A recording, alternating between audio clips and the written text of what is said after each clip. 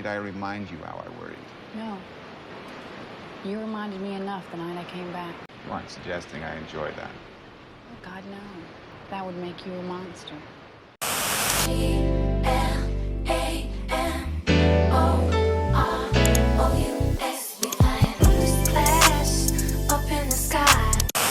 I had never seen this movie before, though I'd heard it was a great film. I knew I would like it because I love thrillers in general, specifically the husband is the op type thrillers because I'm a Lifetime baby. But honestly, this movie is chef's kiss. And even after all these years, it's still so good.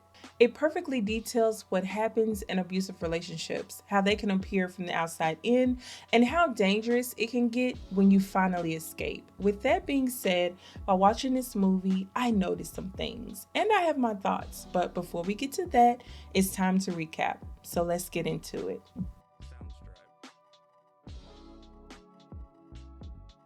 The movie starts with us meeting our main character, Laura. Laura's at the beach grabbing mussels to cook for dinner. We also meet her husband, Martin. He tells her that they will be going to a business dinner party later, ruining her plans of having a special homemade dinner with him that night. Later, as they are getting ready for the dinner, Martin suggests an outfit change for Laura. At first, she had a cute button-up situation, but he wanted her to wear this backless dress. They don't stay there long. They opt to leave, come home, and get a bite to eat. And they, well... Yeah. While this plays in the background.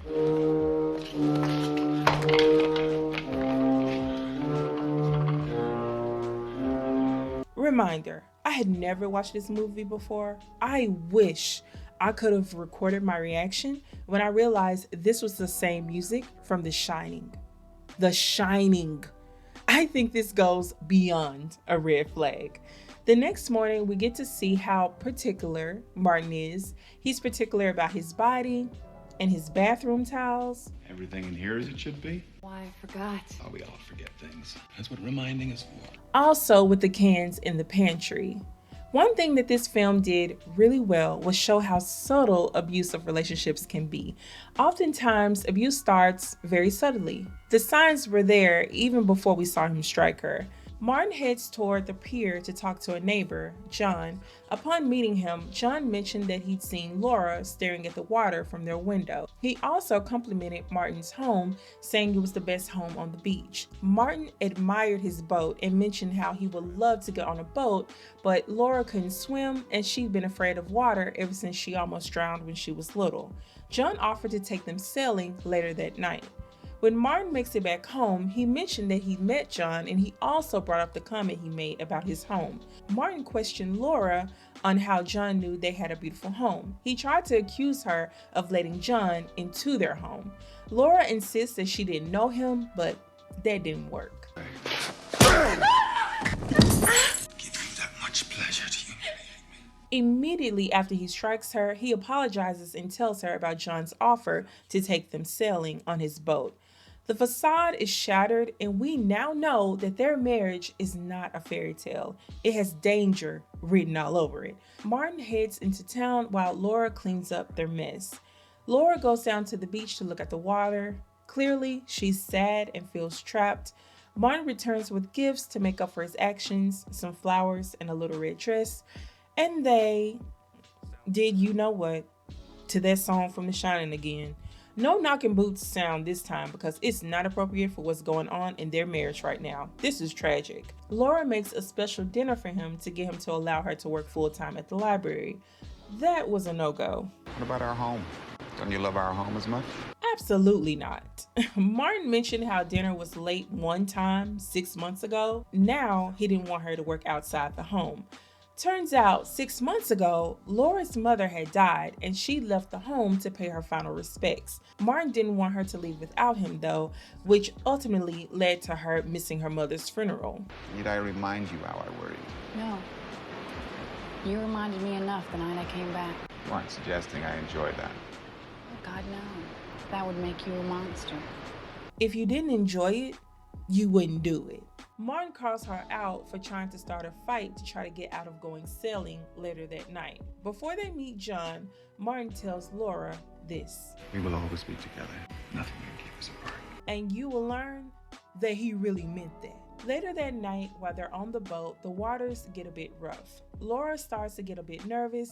As they circle back and head back towards the pier, one of the sails break away and Martin and John rush to fix it. But somehow the boat tilts, causing Martin to fall off the boat. When he gets back on the boat, he realized that Laura was gone. Martin and the Coast Guard feverishly searched for Laura, but they were only able to find her life jacket. We fast forward to Laura's funeral, where Martin portrays the grieving husband. We rewind to the night of Laura's death, and surprise, surprise, Laura pulled a fast one. She jumped off the boat and swam to a nearby buoy. That was the night that I died, and someone else was saved. Someone who was afraid of water, but learned to swim. Someone who knew there would be one moment when he wouldn't be watching. Turns out, Laura knew how to swim. She took swimming lessons behind Martin's back. Smart girl. She was able to swim back to shore and go back to their home. She'd already stashed a getaway bag, she cut her hair, put on a wig, and removed her wedding ring. Now, she messed up by putting the ring in the toilet and attempting to flush it. That ring would be in the ocean somewhere, if it was up to me. And my getaway bag wouldn't even have been in the house, period. She took a huge risk by coming back to that house. She's able to get a bus ticket to get out of town, and while she's on the bus, she talks to a passenger. The passenger starts asking a lot of questions, but Laura decides to speak her truth while disguising it as a story about a friend. He was a horrible man who used to beat her. Started right after their honeymoon. First he was charming, but it all changed. Again, abuse starts slow and subtle. You don't even realize you're in it until it's too late. The passenger eventually picks up on the fact that her friend is actually her. It's a brave girl. She thinks she's a coward. Not a girl like that. Laura eventually makes it to Iowa. She finds a home to rent and fixes it up. It's clear that she's at peace and happy for once. As she stares out her window, she unintentionally meets a neighbor. We'll meet him later. Meanwhile, Martin is still miserable. With no one to abuse and torture, he simply has nothing to do. Laura continues getting settled. As she attempts to swipe some apples from this tree, she meets the neighbor. He throws her off at first when he insists that she does him a favor in exchange for taking the apples off of the tree. Maybe we can make a deal. I love pie. I don't make deals. Shortly after, he comes to her house to return the apples she left. He apologizes for scaring her, and he introduces himself. His name was Ben. He teaches drama at the local university. He asked her her name and where she was from. She didn't answer. She instead shooed him out of her house, not before he invited her over for a pot roast dinner. Meanwhile, Martin got a little surprise at work. He received condolences from a friend of Laura from the YMCA, where she learned to swim. Remember, at this point, Martin knows nothing. He thinks it's a mistake. His wife didn't know how to swim. My wife drowned. She couldn't swim. Well, at first she couldn't, but she became a good swimmer. Your wife studied gymnastics, didn't she? No, my wife never studied gymnastics. That's strange. She told us that's how she got all those terrible bruises. Now he was furious. Not his sweet, innocent Laura lying to him the entire time. Oh, the travesty. He goes home and furiously searches his house looking for any sign, any clue, and he finds it. Laura's wedding ring in the toilet. We go back to Laura. She decided to take Ben up on his offer for dinner. Too bad he burnt the pot roast. Ben brings up that he heard she was looking for a job, and Laura immediately gets cautious. So I understand you're looking for a job. Where'd you hear that? She shuts him down, and at this point, Ben doesn't even know her name, and she gives him one, Sarah Waters. Well, Martin has made it into town. He visits the nursing home where Laura's mother passed. But surprise, surprise, Laura's mother wasn't dead. Instead, her mother was removed from the nursing home and moved to another one. Did she say where she was taking her? Home, of course. To live with you. Laura covered all of her bases. Very smart girl. Ben realized pretty quickly that Sarah wasn't Laura's real name. He'd called her name a few times and she didn't respond, which made him suspicious. He confessed that he really liked her and wanted to get to know her, but Laura wasn't up for it. She was hesitant. understandably. What are you afraid of? What is it with men? Don't do that. We're either honest with each other or it doesn't happen. It just stops right here. Never started. She hurt poor Ben's feelings. Laura calls her mom. She doesn't speak to her, she only calls to hear her voice. Laura planned to see her soon. Meanwhile, Martin began playing detective. He hires a private eye to find Laura, promising him $10,000 if she's found. Ben and Laura reconnect at a town parade. Laura admits that she came to Iowa to see her mom, and she also admits that she hadn't seen her yet because she didn't know if it was safe to. And it wasn't. Martin had found her mother. Ben stops by Laura's place to surprise her. He takes her to the University Theater and gives her a private show. And they have a little fun together. This was probably the first time in a really long time that Laura was able to be carefree. After this fun night, Laura and Ben return home. Things get a little frisky before Laura realized that she wasn't ready. What did he do to you? Sarah, please. Please, oh God, Ben, please, I'm sorry, but you have to go. The next day, Laura sees Ben, apologizes, and tells him what she fears the most. I guess I'm just really afraid. What? Never getting my life back together. Ben helps Laura disguise herself so she could see her mother without the fear of being recognized. Her mother recognized her voice and was so happy to see her. She tells her mom that she left Martin and everything was going to be okay. She also tells her mom about Ben and how things are going for her after leaving Martin. And her mother tells her something that she really needed to hear. Honey, you're gonna be fine. Inside you always were. There's nothing Martin or any man can do. You have yourself.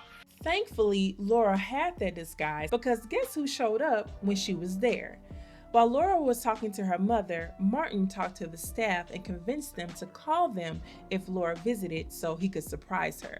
Laura and Martin have a few close calls, but in the end, she's able to get away. Laura was so happy to have seen her mom, she rushed home to tell Ben, not knowing how close she was to danger and Martin the entire time. Meanwhile, Martin was still slithering around Laura's mom. Boston police have called us. They say her husband is in this area. We think he wants to hurt her. She won't call, not till Sunday, she said. He's a crazy man. As soon as he got one piece of information, he demanded more. Help us find them, Chloe. For God's sake.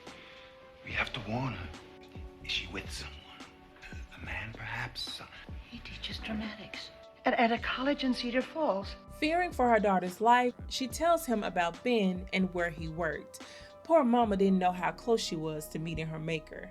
Martin wasted zero time trying to find Laura. He grabbed up this guy, but he wasn't Ben. But he inadvertently led him to where he was. He follows Ben to the carnival, and that's where he finally spots Laura. Laura and Ben go to Laura's home.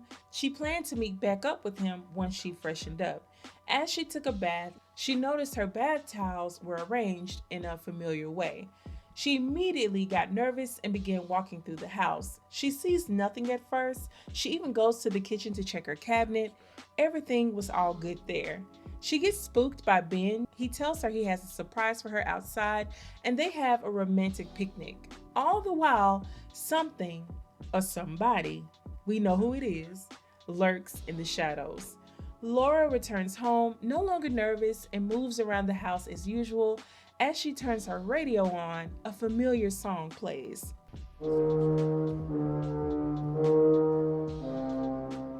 Then she notices her tub overflowing. Then her fire alarm goes off. All these things happening at the same time has her rattled. Then she noticed the towels in the kitchen, then the cabinets, then that damn music again. Hello, Princess. It's wonderful to see you. Shortly after, Ben knocks on the door. Ben asks if he could come in, but Laura insisted that she's tired. Ben picks up on their weird energy and bursts through the door, but their squabble was over rather quickly. What's his name? As Martin pulls out Laura's ring, she pulls the trigger on his gun, which startles him. She then grabs the gun and aims it at him. She is terrified, but she's not giving in. I can't live without you. And I won't let you live without me. Poor Martin. He underestimates Laura again. Yes, give me the police. Hurry, please. Yes, this is Sarah Waters, 408 Tremont. I've just killed an intruder. Just when you thought she was safe, there's a fake out. Martin attempts to shoot her, but there are no more bullets in the chamber and he dies. In the end, she saved herself like her mother told her she would and could. And that's the end of the movie. And here are my final thoughts. This is the type of movie you have to watch twice to notice the signs that were there from the beginning. It was obvious Martin was abusive from the very first scene. How Laura braced herself when he walked up to her on the beach. How he insisted she wore the backless dress, even though she told him it was going to be cold out. When he scolded her about the bath towels being uneven. How she was obsessed with making sure the cans in the pantry were forward facing. You could see how controlling he was. This movie showed how subtle abuse can be when you're looking in from the outside, and even when you're in one. Laura told the passenger on the bus that initially Martin was sweet and loving, but eventually he became abusive. 9 times out of 10, this is exactly how it starts. The knight in shining armor. Then the little tics appear, wanting things a certain way, suggesting you dress a certain way, act a certain way, not talk to this person or that family member. Then you find yourself alone in a scary situation. Also, after the abuse, there is always the gifts, the apologies. It's confusing. The abusive partner is intentional about abusing you, but the gifts and the love bombing makes you second guess their actions. Did they really mean it? Are they going to get help? Usually not. Then the most dangerous time, escaping the abuse. Laura was so smart. She allowed him to think that she didn't know how to swim. Whole time, she learned how to swim at the YMCA. She let him think her mother was dead. Whole time, her mom was alive and she'd moved her somewhere else. She was very careful about each step. And honestly, she probably would have been fine if she never tried to flush that ring down the toilet. When Martin found that, it gave him just enough reason to believe that she was alive. That man loved to torture her though. Why on earth did he insist on listening to that music while they had sex? Truly psychotic. And then when he appeared in her house, he played the music again and rearranged her towels and items in the pantry to make her think she was going crazy. And then the infamous line, "If I can't have you, no one else will." If anyone ever says that to you, they mean it. And you better get a pew-pew, period. This is not a drill. This movie showed how hard it is to trust after leaving an abusive relationship. Laura liked Ben, but she was afraid to trust his intentions because, again, Martin was once sweet and loving as well, and he changed. So who's to say Ben wouldn't either? Because abusive people can hide behind words and actions they know how to manipulate. So it's very hard to trust your instincts, so you second guess. Are they being nice, or am I being too hard on them? Did they really mean to say or do that, or am I just being too sensitive, too careful? It's challenging. Another thing that I loved about this film is that in the end, Laura saved herself. Even though Ben tried to protect her in the end, it was her who took down Martin. So going forward, she knew that she didn't need a man to be her hero. She could always save herself. I love that. Anyway, that's it for this review. Please like, comment, and subscribe if you haven't already. If there is a recap you'd like to see, click the link in the description below to submit your request. As for the next recap, it won't be a movie recap because it's time to discuss Flavor of Love, child. I have so much to say. Be prepared. See you next time, you guys. Bye.